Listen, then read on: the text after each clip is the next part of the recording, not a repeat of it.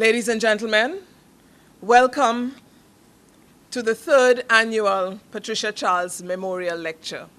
And I'd like at this point to offer apologies on behalf of representatives of the First National Bank, our partners in this venture. Mr. Robert Favre is out of Ireland, and Mr. Glasgow is apparently still at a committee meeting. But they have sent their best wishes and compliments to Her Excellency and to the Charles family.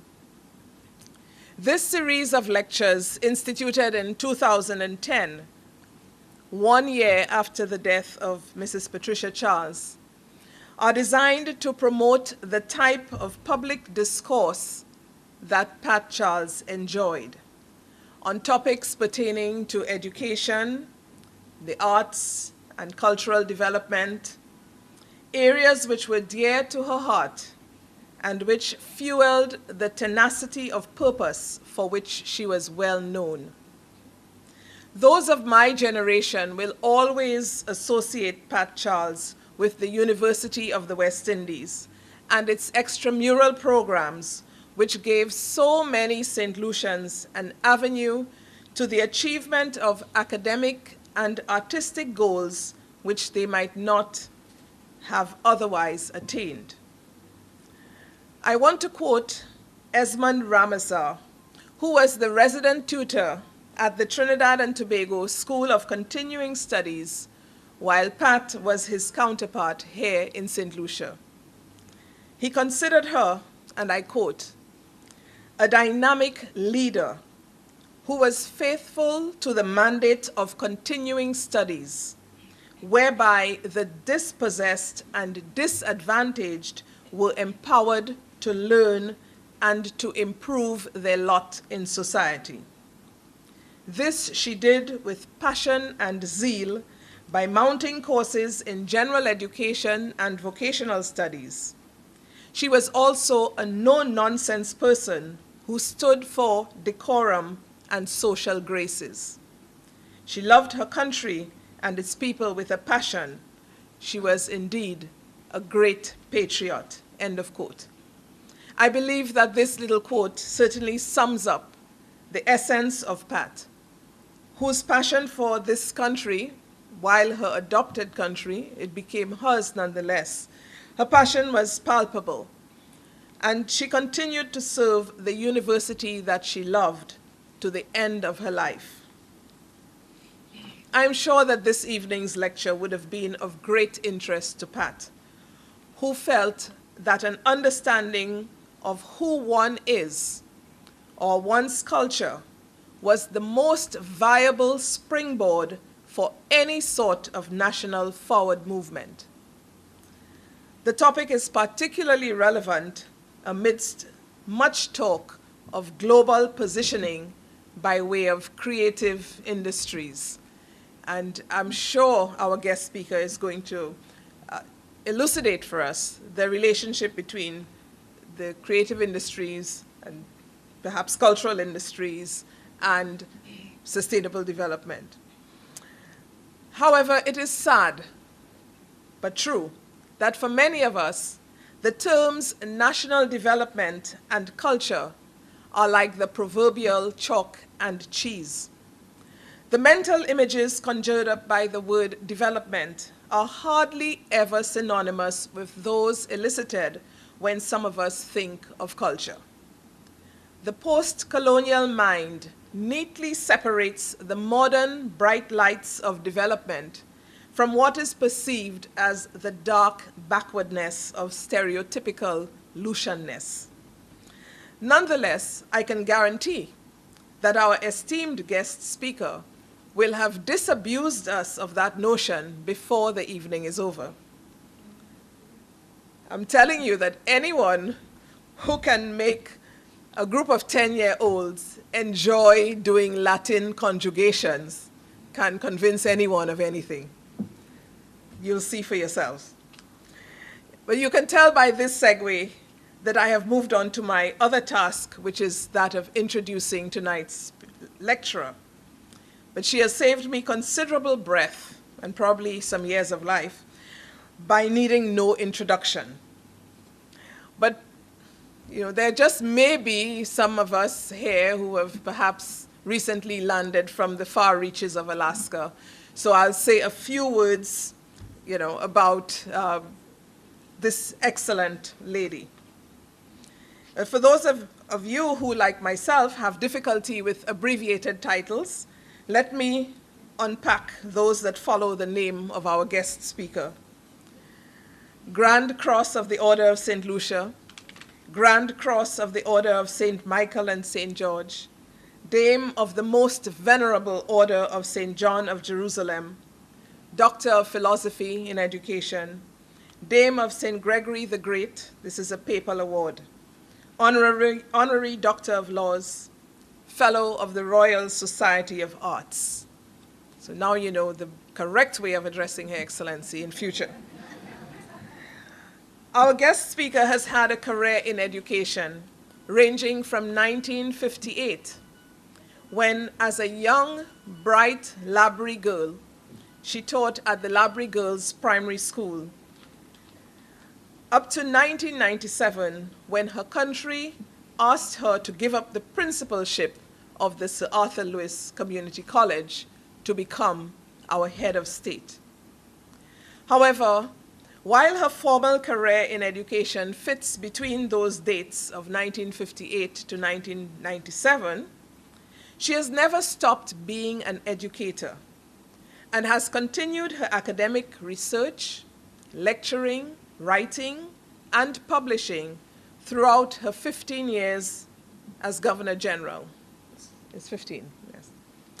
Determined not to be a merely decorative Governor General, despite her excellent taste in clothes and her stunning hats, she has pursued her academic interests in the key areas of language policy and practice, culture and development, higher education, and globalization and change.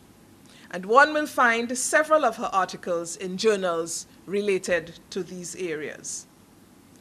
Despite attending to the business of state, discharging public duties, publishing papers, giving seminars, making public addresses, and personally managing the House on the Hill, our guest speaker is patron or chairperson of practically every community organization in St. Lucia.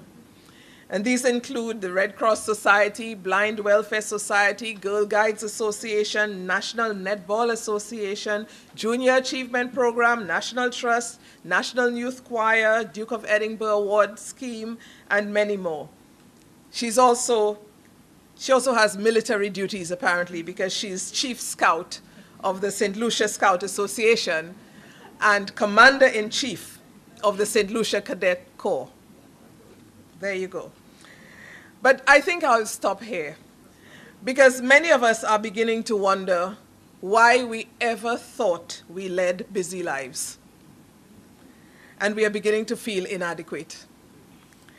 So without further ado, and I will leave you to read about her in the program, and of course, when you have time, you might find her 15-page CV online.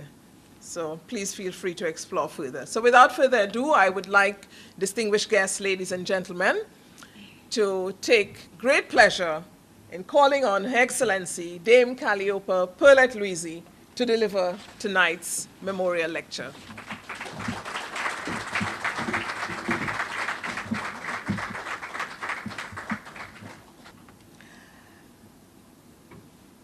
The Charles family, the St. Lucian family.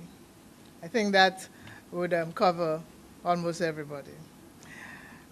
Thank you, Open Campus, for inviting me to deliver this year's Pat Charles Memorial Lecture. Veronica would tell you that the acceptance didn't come, quickly or easily. I mean, she really had to harass me, is the word I didn't want to say, but that's what she did.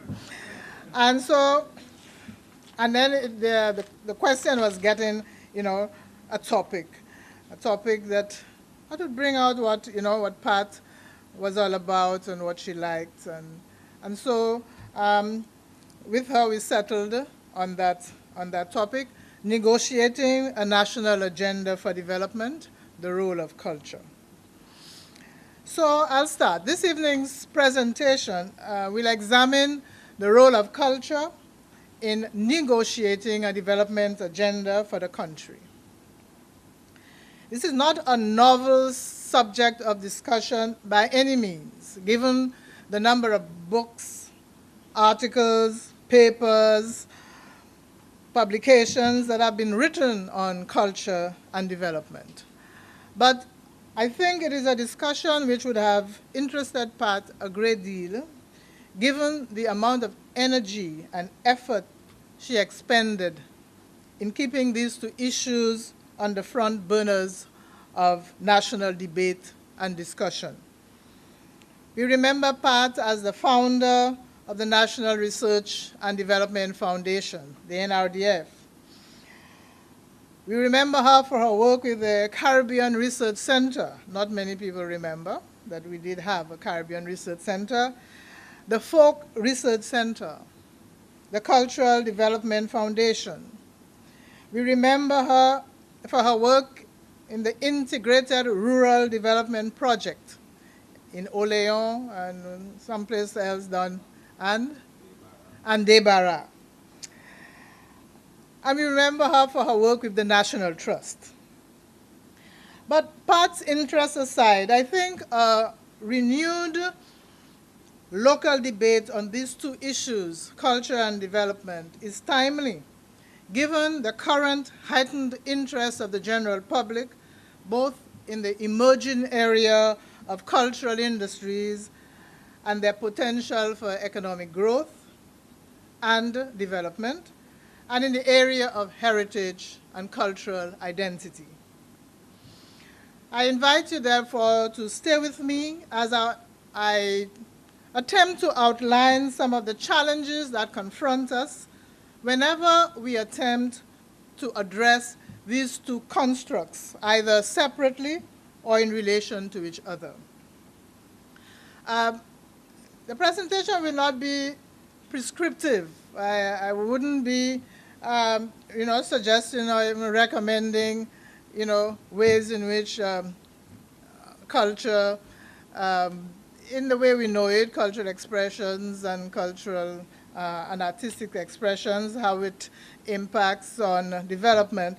I think it would be in the main a kind of, perhaps a bit academic, but a review of the literature so that we can have an appreciation of the issues, the perspectives, and the thinking that have informed the substantial body of work that has been done on culture and development.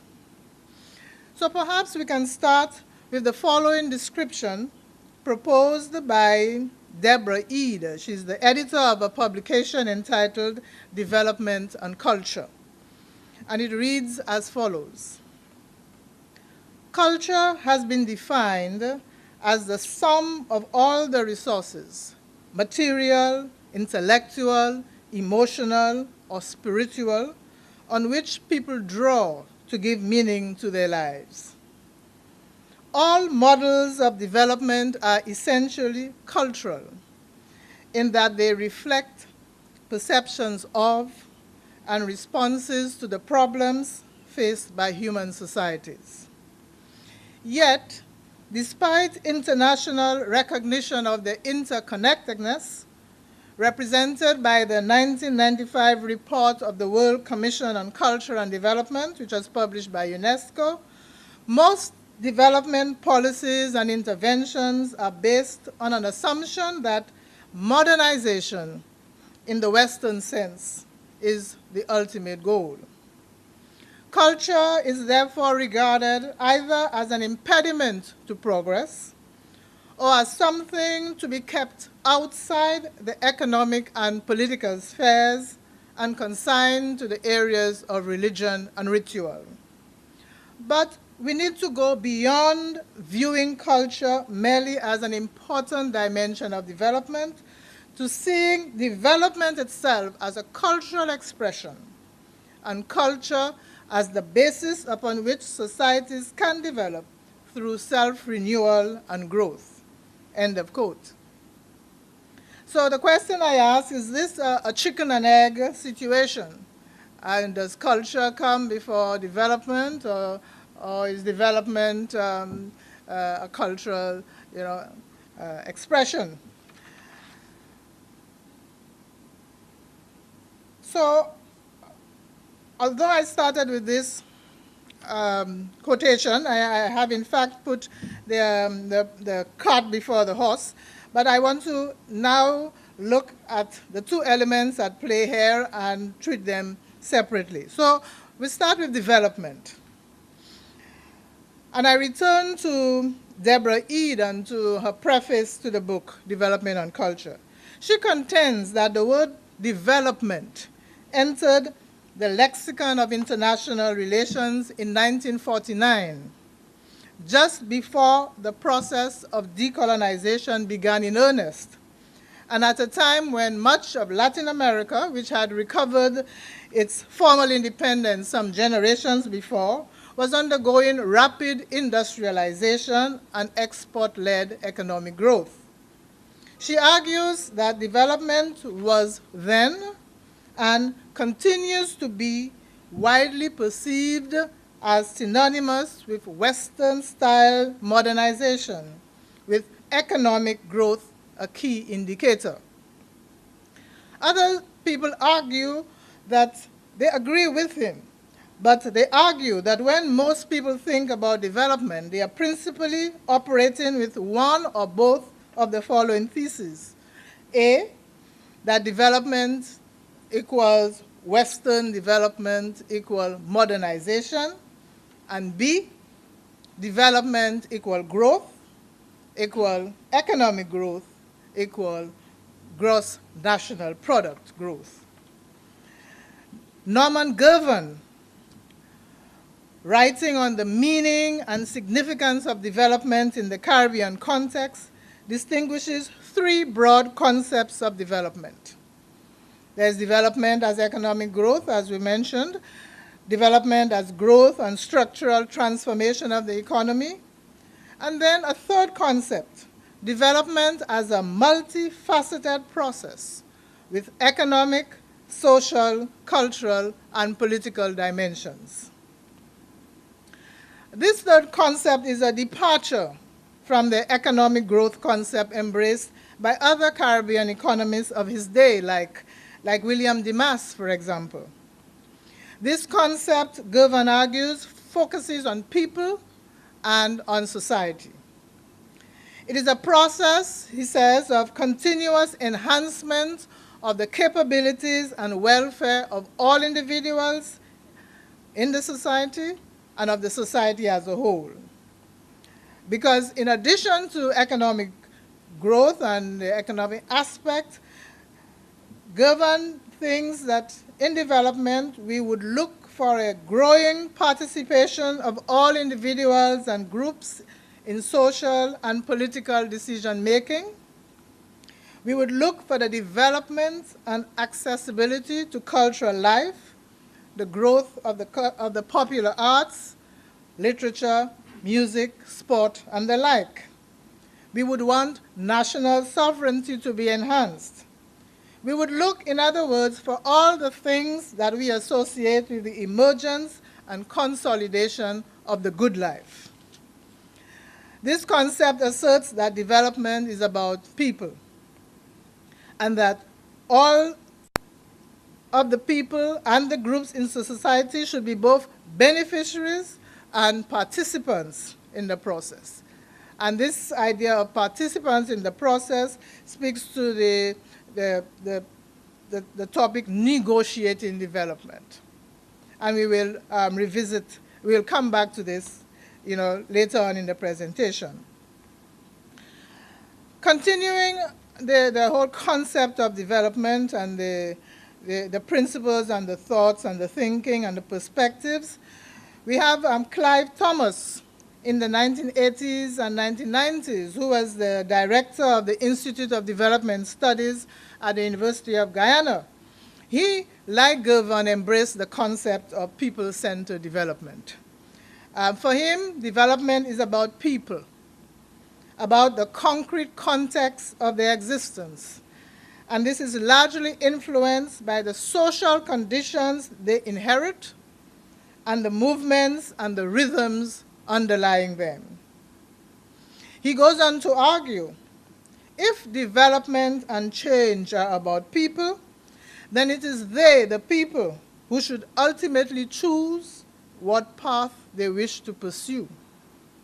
Individuals and groups can offer ideas, suggestions, and leadership, but the ultimate test of their efficacy lies in the willingness of the people to adopt them as part of their daily lives. So yet another reference to negotiating development and not having it imposed on you.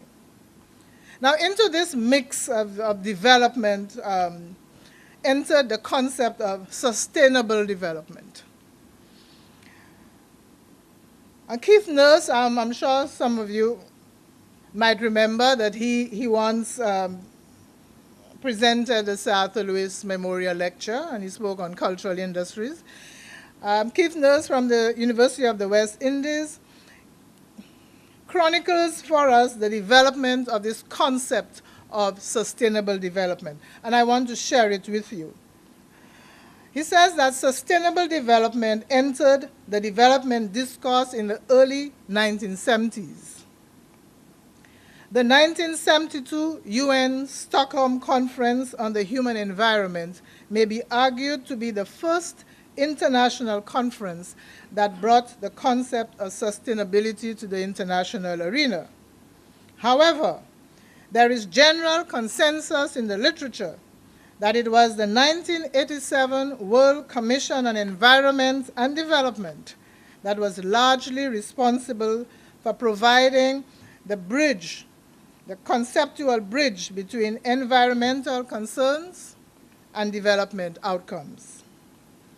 Sustainable development was further legitimized following the United Nations Conference on Environment held in Rio de Janeiro in Brazil in 1992, or perhaps popularly known as the Earth Summit.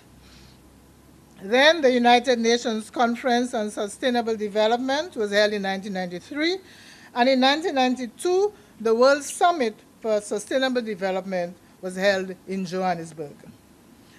As you can well imagine, a variety of definitions has been proposed for the concept of sustainable development. But the most popular and the most widely used definition was provided by the 1987 Brundtland Report, which proposes that sustainable development is development that meets the needs of the present without compromising the ability of future generations to meet their own needs. But there are other definitions. One provided by the organization called Caring for the Earth defines it as improving the quality of human life while living within the carrying capacity of supporting ecosystems. So as the debate on the concept of sustainable development grew, it seemed to encompass every aspect of human endeavor, with social equity, environmental responsibility, economic viability, and culture, now widely regarded as the 4 pillars of sustainable development. The issue of culture as the 4th pillar came in quite recently, and that was addressed at the Mauritius International Meeting for Small Island Developing States. At that meeting, which I attended, I chaired the panel on the theme, "What role for culture in the sustainable development of small island developing states?"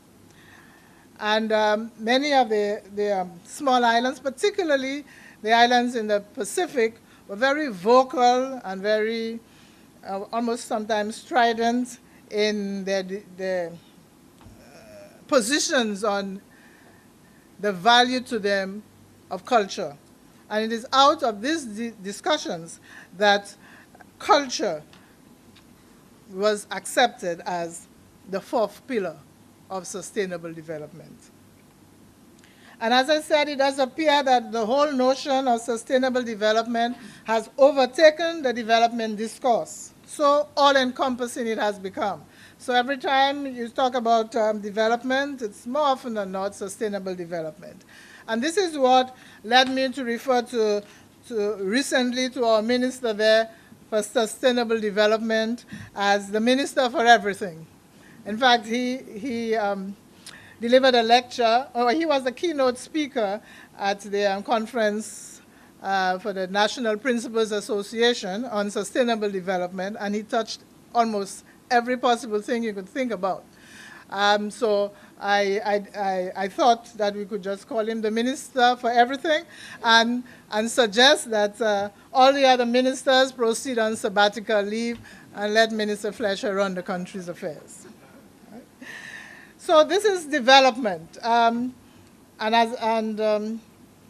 have tried to give the thinking, the perspectives, and the parameters within which the international community discusses and describes development. I now want to take a look at culture, at the word culture, and what does it mean to different people.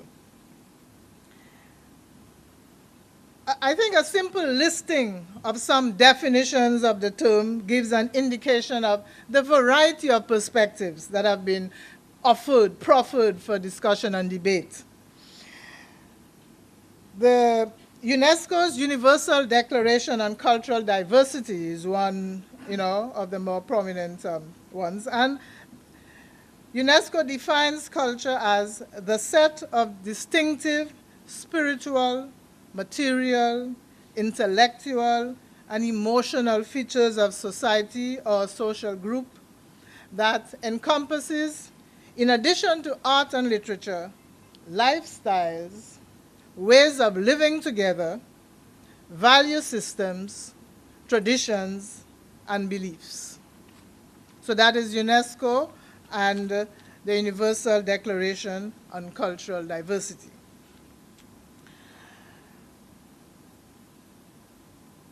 The authors of a publication called Human Adaptive Strategies offer us a definition, which is not far different from UNESCO's.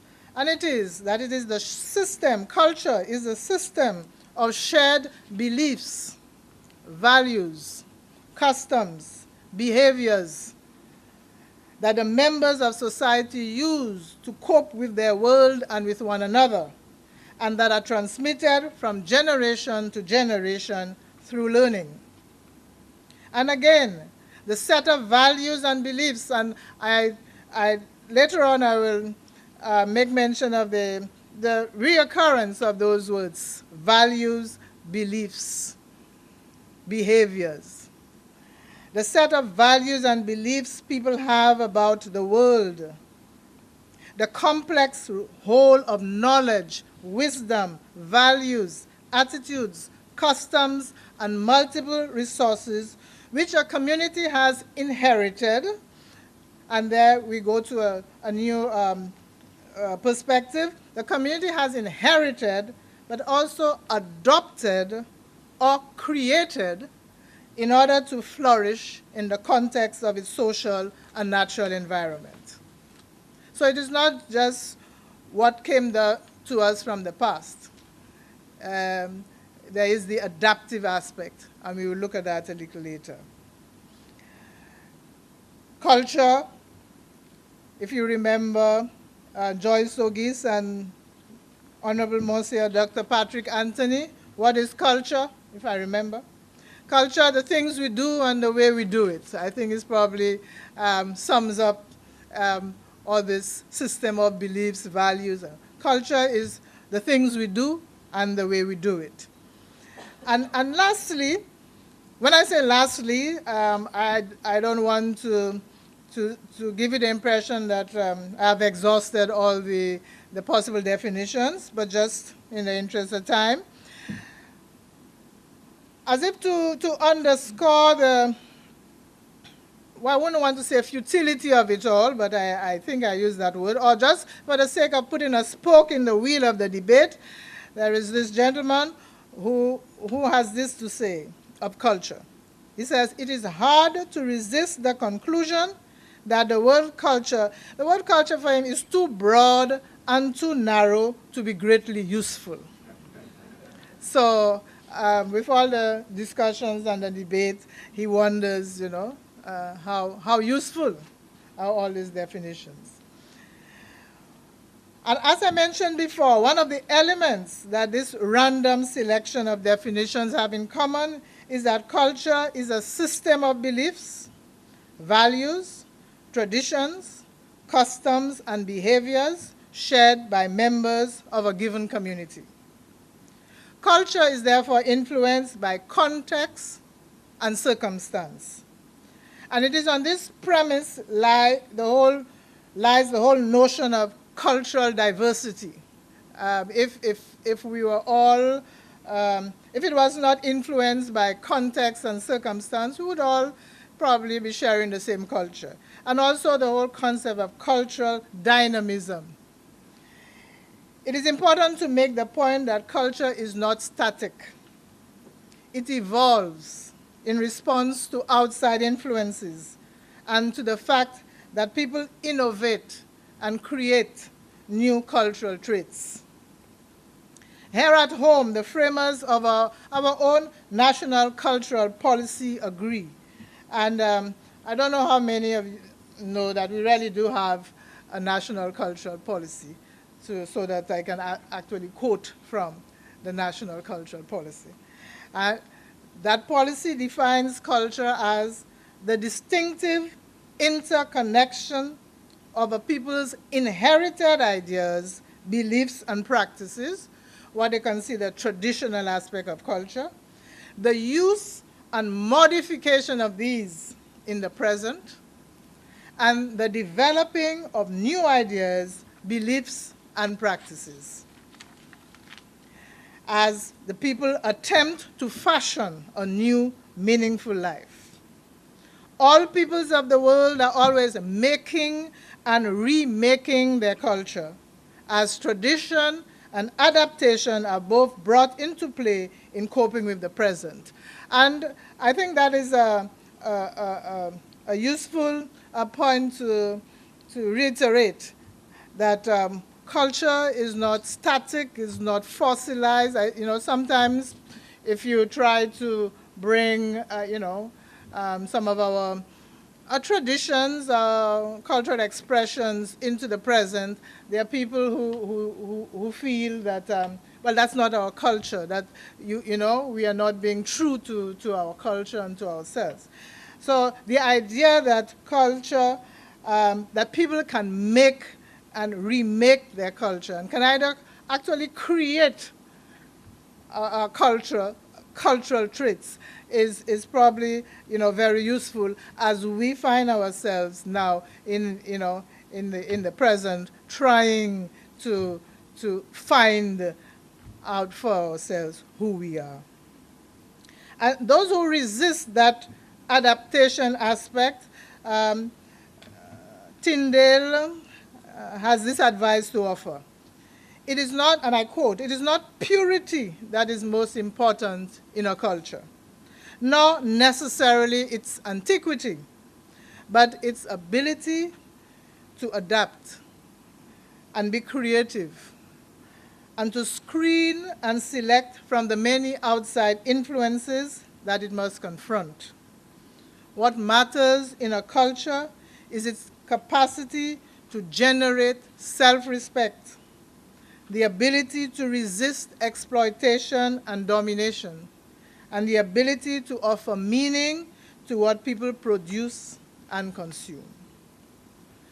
So there you have it. We looked at development on its own, culture on its own, and now I want to take a look at the terms together, culture and development.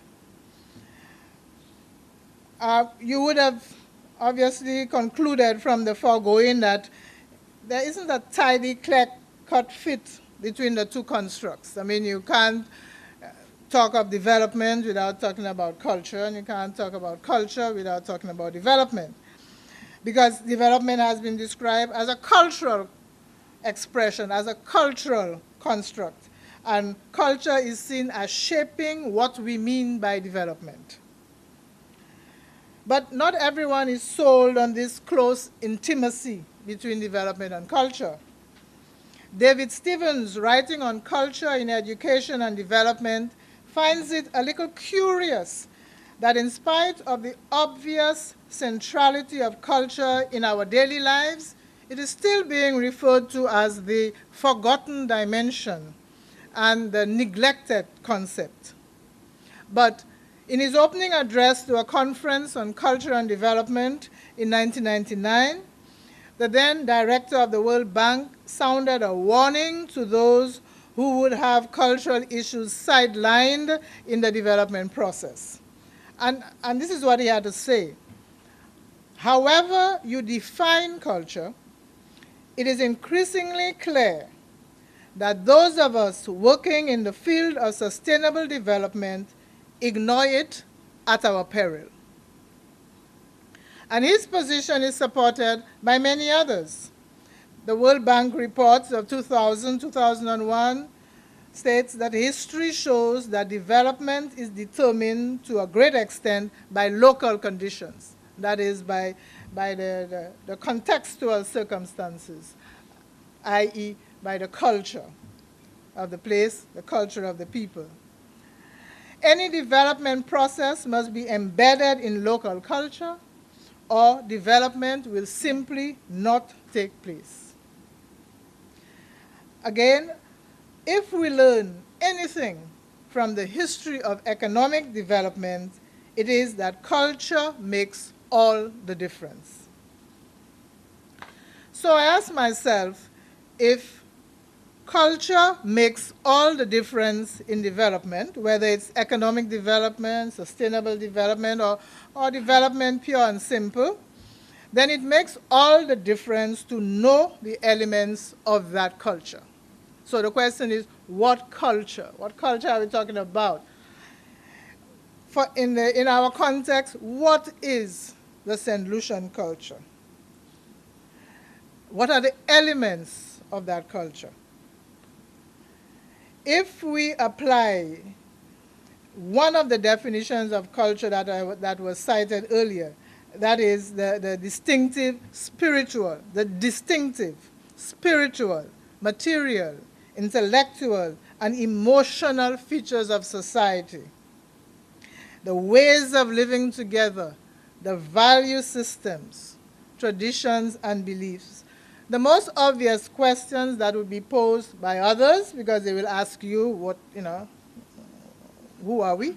And by ourselves, what exactly are the distinctive features of our St. Lucian society? What are our value systems? What are our beliefs? Of course, many of us might be able to say something about our traditions and our customs. But what are the ways of living together, our value systems, our beliefs? What are the ways of living together that are unique to us, that are quintessentially ours? How would we classify our culture? Would we say that we have a St. Lucian culture? Is it a Caribbean culture? Is it a Creole culture? Are we a St. Lucian people? Are we a Caribbean people? Are we a Creole people? Or are we all of the above? When we read in our national cultural policy that the St. Lucian person has, and I quote, a distinct presence, embodies a distinct set of influences, a distinct combination of beliefs and practices, we should expect at least some of these distinctive attributes and features to be listed somewhere in the appendix, perhaps, where we could consult them either to confirm and validate or to question them. Perhaps it is assumed that being St. Lucian, we should all know who we are. But do we?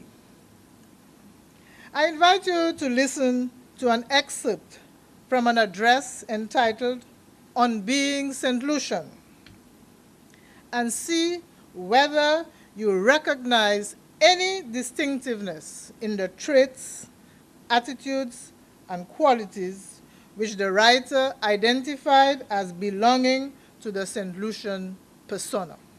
And I quote,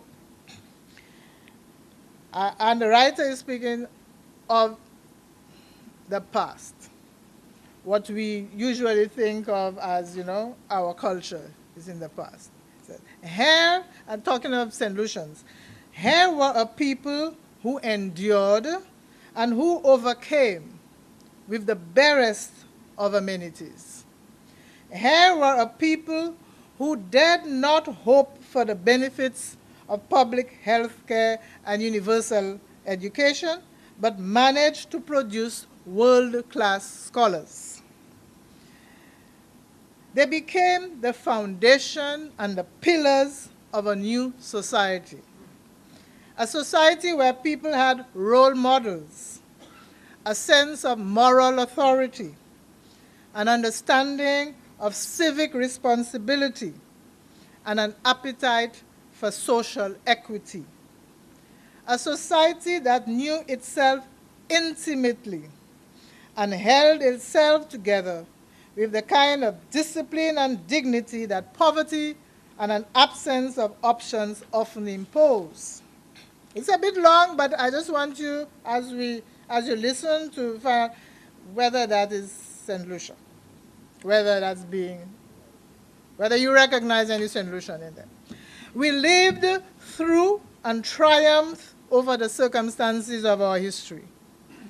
In the paucity of our little island theater, we became lead characters in the drama of our own lives. We worked hard and managed to love each other. We aspired and achieved. We proved that size had nothing to do with determination. We gave the world 2 Nobel laureates. We did this with a sense of community despite the desperate circumstances of geography and history. End of quote. Now, that was then, and the writer says, a time not so long ago. So it's the past tense. And we ask, but what of the present? We are a people bound by more than blood. We no longer have that language of the elders, no longer have that spirit place called home. Under concrete, steel, laminate, and linoleum, we have buried all these things. Under the luxuries of better living, under the spin-offs of development, under amnesia. Under all that, forgetting who we are and what it means to be. But we have, as they say, arrived. In Creole, you would say, nous fait. Right? So, now, they were both talking about St. Lucians. St. Lucians here were a people, and St. Lucians now.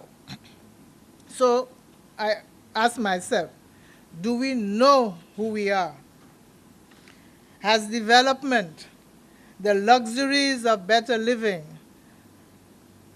has our arriving sidelined our value systems, making us forget who we are? But how can this be if culture is at the very heart of our daily lives? Or maybe this is an instance of the remaking of our culture that I spoke about a little earlier, as tradition and adaptation are brought into play to cope with the present. Who are we now? Or alternately, who do we want to be? If we can remake, if culture can be a remaking of a people, who do we want to be? And I ask, a Caribbean people perhaps. Dr. Kenny Anthony, speaking at a Focus on the Caribbean conference organized by UNESCO a few years ago, noted that the region, the Caribbean, has always been at the intersection of civilizations. The crossing of swords, the crossing of ships, the crossing of peoples, and the mixing of races. And out of that, he saw or thought we could be a people of rainbow possibilities. We had influences from which we could draw. But over the years, it would seem that all that has come a bit unstuck. And then we wonder, who are we as a Caribbean people? And perhaps we're not too sure. And this is why, perhaps, the Caribbean, the CARICOM Secretariat, realizing that perhaps the Caribbean needed an identity of its own or a new identity of its own, commissioned a consultation to propose for us a profile of the ideal Caribbean person. Now, such a profile was endorsed by the CARICOM heads of government in 1997 at a meeting in Jamaica. Now, I don't know how many people know about this ideal Caribbean person, which is what we are supposed to be heading towards, or trying to be. And I tell myself that this expectation of who we are to be has not been widely communicated to people across the region is regrettable, and is perhaps symptomatic of the challenges facing us as a people. We don't know who we are supposed to be. I mean, a few people know who we should be, but they haven't really thought that perhaps we should know where we should be going. Now, the profile of the ideal Caribbean person was presented as a set of competencies, that the ideal Caribbean person should be able to do this, should be able to do that. But the cultural activists and the policymakers who were commissioned by the government of St. Lucia to develop the national policy for culture translated that into a set of qualities, attributes, and features.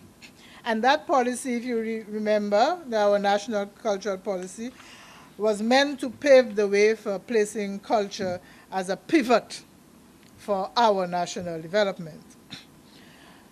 So I will just share with you some of the attributes, the value system which our leaders think we should have, the kind of people they would like us to be. So the Caribbean person will be imbued with a respect for human life, since it is the foundation on which all the other desired values must rest. Of whatever particular ethnic group, religious or other adherents, that Caribbean person will accept and respect the existence of persons of other ethnic groups, religious beliefs, other ways of being, and will indeed see this diversity as a source of potential strength and richness. We hear that, and as a Caribbean people, you know, sometimes instead of seeing that as potential strength and richness, you know, we are xenophobic, you know. What's that, this nationality doing here? You know, all these E's or ands. The Caribbean person will be aware of the importance of living in harmony with the environment. The Caribbean person will have a strong appreciation of family and kinship values in all their various forms, of community cohesion. We will have an appreciation of and respect for the elders in our society, not only as repositories of past knowledge, but as persons who can continue to contribute to the present shaping of ourselves in new and vital ways. The Caribbean person will have an informed respect for the cultural heritage, for the beliefs and practices of the past, and for persons who have helped to create and maintain our sense of ourselves as a people. The Caribbean person will nevertheless value independent and critical thinking and be sufficiently analytical to question the beliefs and practices of past and present. And the last one I will quote, the Caribbean person will value the creative imagination in its various manifestations and nurture its development in all areas of life. But then you listen to that and you would be right in arguing that these values are not unique to the Caribbean. I mean, these are universal values. I mean, everybody should have a respect for life and for the elders and cultural heritage. So the question is, wherein lies the distinctiveness that makes all the difference to the development model we should be embracing? So if we're not a Caribbean people yet, are we a Creole people? If to be Creole means to have had our origin from an extended contact of various cultural communities, which is how the Creole is defined, you know, it is the amalgam of, you know, a bouillon really of people. Then if that is so, we came from the east, the west, the north, and the south. Then we are Creole people. We have Patrick Chamoiseau, Edouard Glissant, and Raphael Confiant of Martinique. And put it that way, they're trying to find themselves.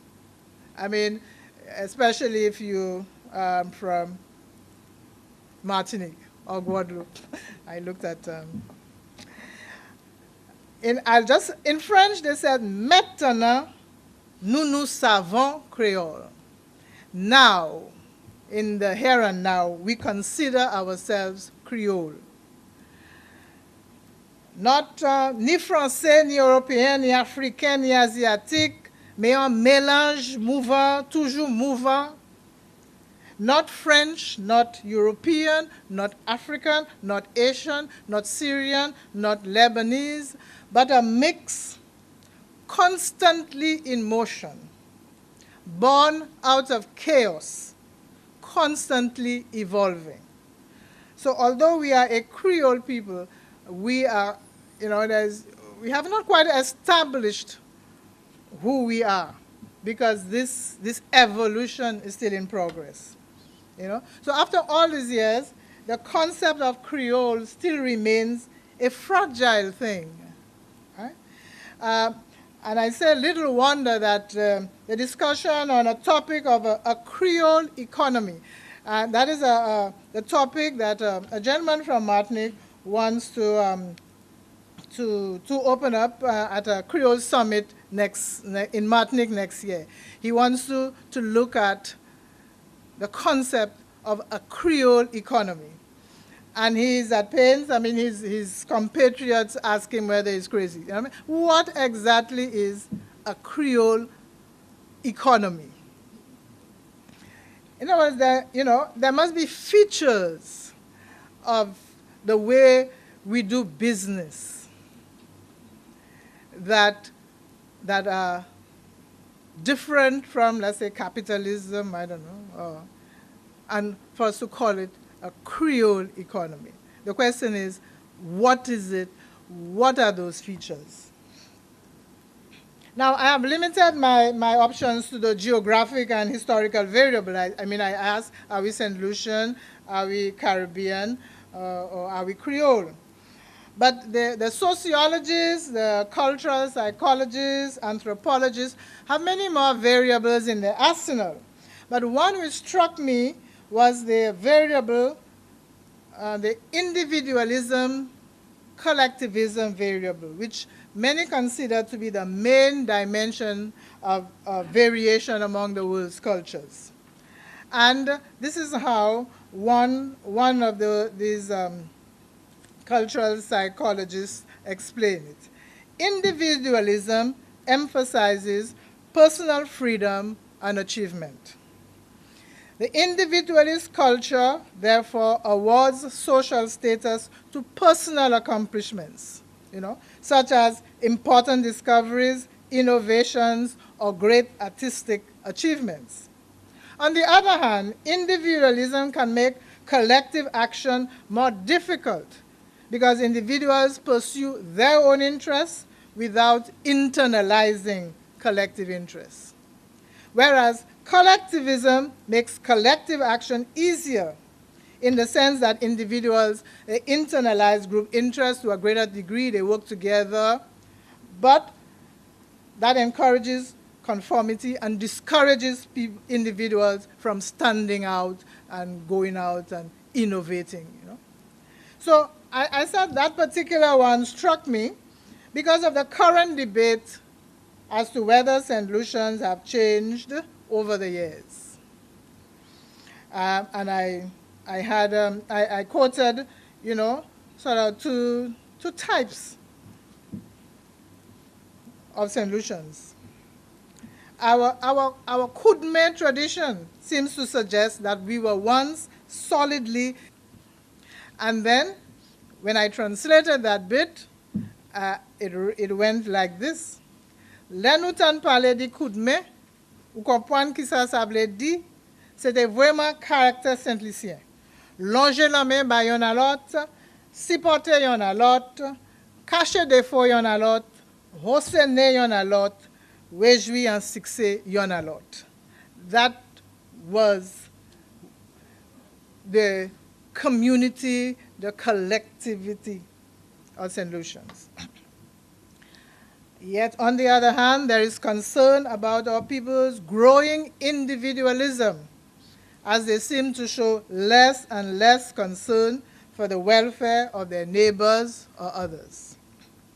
In that same throne speech where I said that we have a sense of community and is the fundamental tenets of our collective upbringing, I had to say, for too long, we have stood by, expecting someone else to solve the problems which we ourselves have created and chosen to live with, keeping or hoarding our skills and our talents to ourselves, counting our pennies and our problems, pretending that we are not also responsible for building this island of ours into a better place. So what does that make us? The question I ask, are we a schizophrenic people with dual personalities? Who are we? What are the elements of the culture that is supposed to lie at the heart of our national development thrust? If we don't know what moves us, then our development thrust is going to be slowed, retarded, I think. Since it is obvious that the answer to who are we, what are the elements of our culture, I say since it does not flow, as Shakespeare would say, trippingly on the tongue, you know, and you ask, what are the, and you can just say, you know, like you say your catechism. Yeah? Then there is urgent need for this situation to be remedied. There is need to study and research the local culture, since it is argued that this is the starting point for dialogue about development and the people's participation in bringing it about. I would therefore recommend a multidisciplinary collaborative research project that would bring together not only our cultural activists and economists, because these are usually the people who we think have something to do with culture and development, but also our historians, our sociologists, our anthropologists, if we have any, our ethnologists. We should probably go and send a few people to study ethnology, and of course our linguists, to study our ways of living and to generate that body of information that will give us insights into who we are and how we engage with the world around us. We can then use that model to negotiate among ourselves the development model and the development thrust that will work for us. If culture shapes what we mean by development, then whether we consider ourselves St. Lucian, Caribbean, Creole, individualists, or collectivists, we need to have a firm understanding of the way of life that defines us, or that we need to embrace and buy into. We need to agree on the social order that we need to construct and share with each other. We need to reach consensus on how we present ourselves to the world. We need to take up the challenge of reclaiming our own voices, of finding out who we are. The challenge of adapting these voices to present-day realities. The challenge of nurturing the cultural ethos that will infuse our development agenda.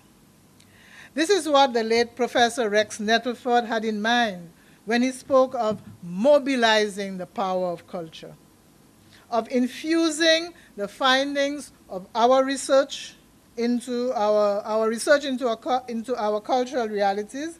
We have to infuse the findings into our social and economic policy making at every level.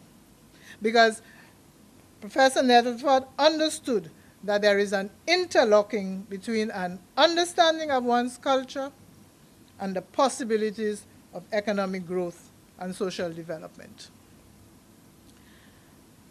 I want to end my presentation this evening by drawing attention to the importance of the strategy of negotiating a development agenda, discussing it. It will give and take with the people rather than imposing one on a people, either from above, you know, with the internally, but from above, or from outside, with the, you know, the development agendas that development agencies tend to want to bring in, you know, if they're going to help you achieve growth. So we need to really look at and consider the importance of participatory development. If we don't do that, to do otherwise is we do that at our peril. We'll be, you know, developing and developing, well, not developing, but proposing development models, and then we wonder why the people, you know, can't see it. They can't see it because they don't have a grasp of it. It's not theirs. They cannot buy into it. They don't understand it. Julius Nyerere is quoted as saying that people are not developed. They develop themselves. So a development strategy which does not take this dictum into account is not likely to succeed. I leave you with one development specialist perspective on the value of participatory development, on negotiating your development agenda. He has this to say: Involving people in discussing their own development and arriving at decisions leads to an understanding of why engagement in the whole process is necessary to bring out lasting and worthwhile change. And as for the role and contribution of culture to the development process, we have this to say. People are the repository of local knowledge. In order to help them develop, they must be enabled to tap that knowledge. The best way to do this is to help them to extrapolate from what they know best, their culture. In doing so, they will be able to relate their deeply felt aspirations to the surrounding social reality. I leave you, finally, with this nagging question: who are we? What is a St. Lucian? We say them Lucians is a Lucian this, and you can know a Lucian anywhere. I mean, so we say. But whatever, whether negative or positive, what it is that makes us St. Lucian. The role of culture, as I said, not prescriptive. I steered away from saying how the cultural industries can help promote our development. I steered away from how the creative industries, that'll be the salvation and the panacea for all kinds of things, because it is something that needs to be discussed. It needs to be, there's got to be broad consultation. We've got to negotiate this development agenda among ourselves to know where it is we want to. And so I hope somebody or some institution or some agency or open campus will take up the suggestion I made about this multidisciplinary collaborative project so that, we can come together, get into the people's minds and heads and hearts and find out who this thing they are, how do they see themselves. And then, if need be, create the trait, the set of attributes and features that we would like to see, and get persons to embrace it and to buy into it. Since culture, as we said, is not just about antiquity, it's more about adapting to suit the context and the circumstance of your daily life. Thank you very much.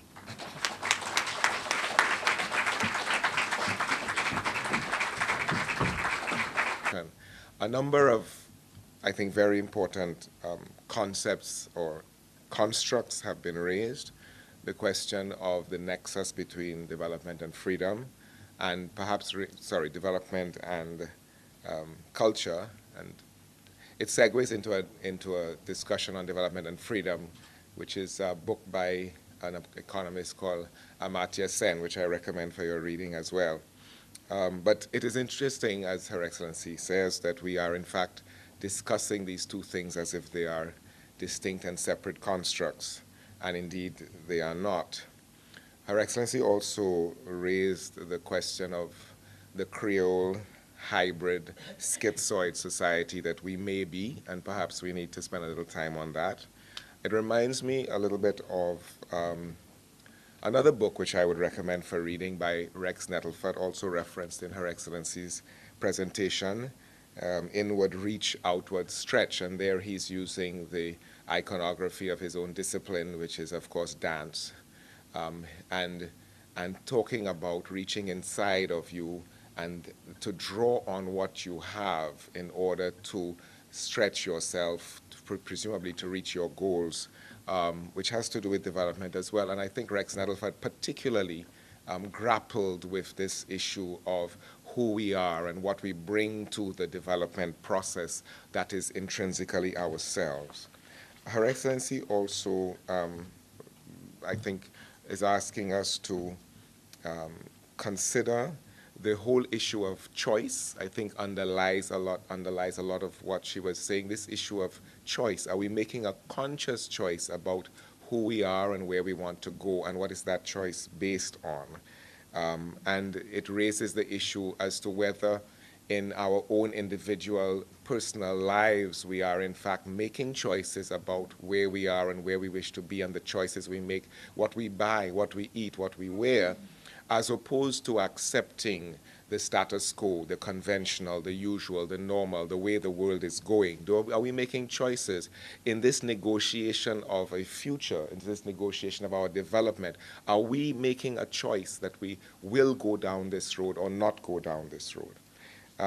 And that speaks also to our capacity to resist the dominant culture. What is the dominant culture? Is it what we see our children becoming, or is it something else? Do we choose to allow them to do that, or do we say, hey, hold on, that's not us. Let's rethink the habits and the choices that we are making. So with that very, very brief sort of stimulus, I would open the floor. If you would raise your hands and ask questions or raise comments, we'll be happy to hear them and hopefully get the debate going. Yes, sir. Mr. Dunstan Santoma, please. Maybe we should have a mic. There's a cartoon in which you've got Columbus discovering America, and the Indians on the beach are saying, we are being discovered.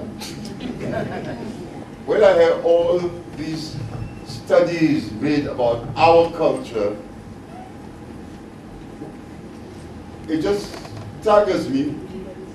I thought I knew who I was, but then, well, I presume every individual is an individual, but I think somebody may ask the ordinary man, go to the country or ordinary man, ask him,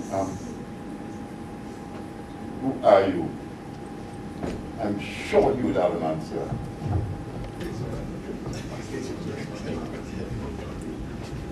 Yes, I want to thank Her Excellency for a very stimulating, thought-provoking presentation. I think if your objective was to make us think, I think you're in a process always of becoming, and that culture is not static. And the link is, I think, survival. It's a crucial that we have not really accepted who we are and what we are becoming, or what we have become. And I think that is very for our societies. We've never done that. No structures have been laid down to accommodate, facilitate them.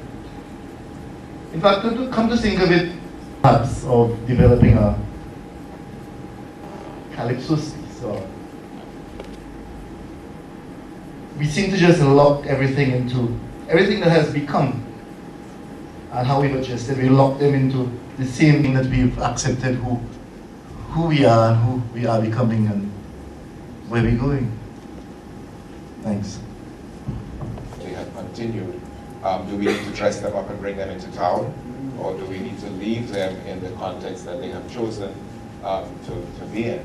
I think Travis's whether or not culture is a single unidirectional sort of line, past, present, and future. Go on all night, but I know Her Excellency has not been in the best of health, and I must thank her for, really taking such time out when she has not been well. So that's why, Adrian, I didn't want to keep her too long. I know, but we don't want to love her, to death. Yes. So we have a presentation, token of appreciation, from Mr. Walter Berkeley, who is president of our are you the president of the Alumni Association now? Interim president of the Alumni Association, and yes.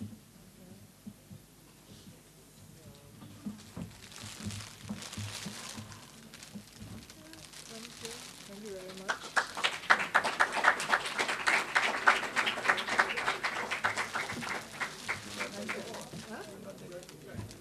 Oh, we're not done yet.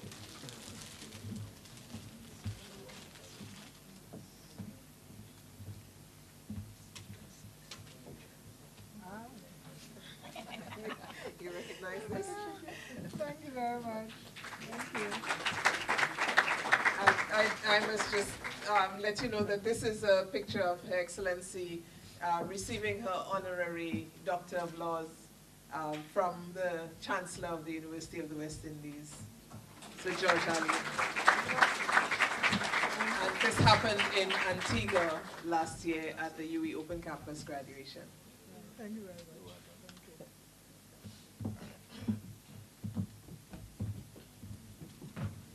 So I'll turn you over to Mrs. Leslie Crane-Mitchell.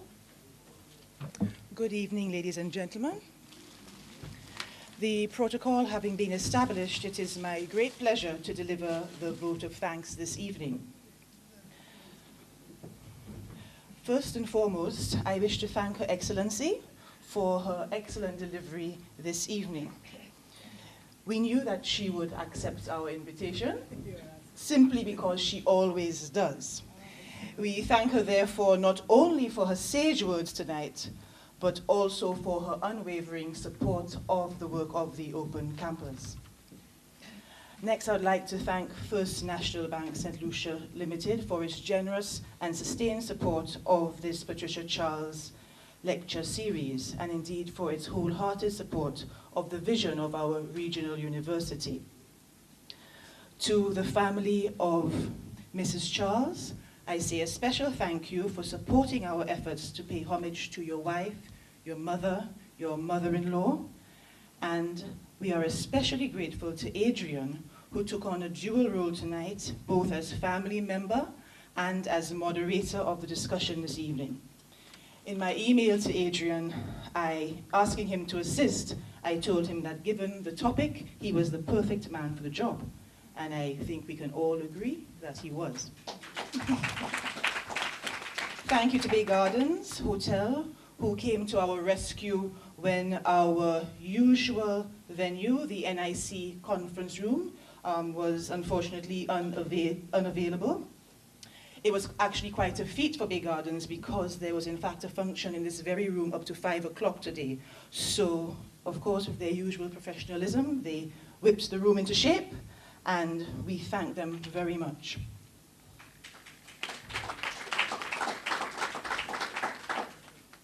To our tight-knit Open Campus family, thank you very much for, as usual, rallying around, as we, and they always do, to ensure that everything was prepared on time. And a special thank you to Mr. Dwight Guittari for putting our program together this evening.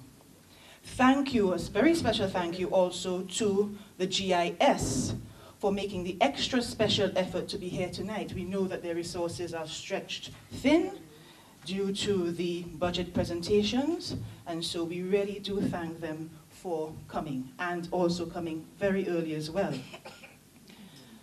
Last, but of course not least, we thank all of you, our very special guests, for attending this evening. Our efforts to remember our dear Mrs. Charles would be nothing without your participation. And of course, we look forward to seeing you again next year, when I am sure that we will have another excellent presentation for you. As we end this evening, I would like to take the opportunity to invite everyone to join us next week Thursday and next week Friday, right here at the Bay Gardens.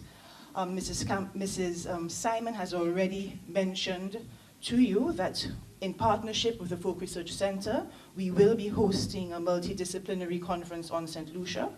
The theme, information sharing for sustainable development, and we will have as many as 31 persons making presentations. Persons from home and abroad will be presenting their research on St. Lucia on a wide-ranging set of topics, and it is shaping up to be a very interesting conference. We have some material for you at the front as you leave, and you'll be able to see the entire listing of what will be on offer. With us tonight are actually, I think, at least 5 of the persons who are actually going to be presenting. Mrs. Deirdre Williams will be presenting for us, a very interesting topic, what information, where, how, and for whom.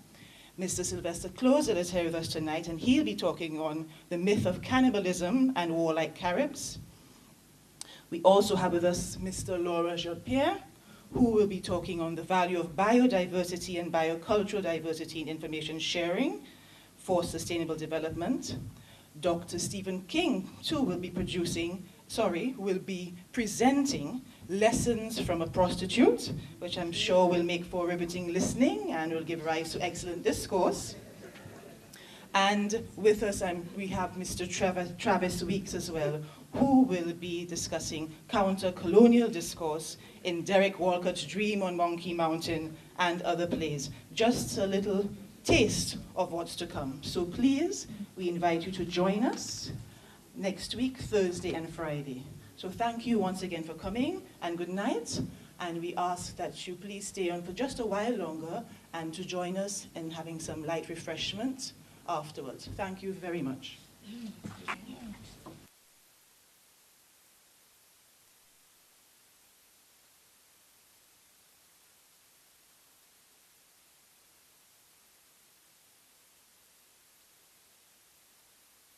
Children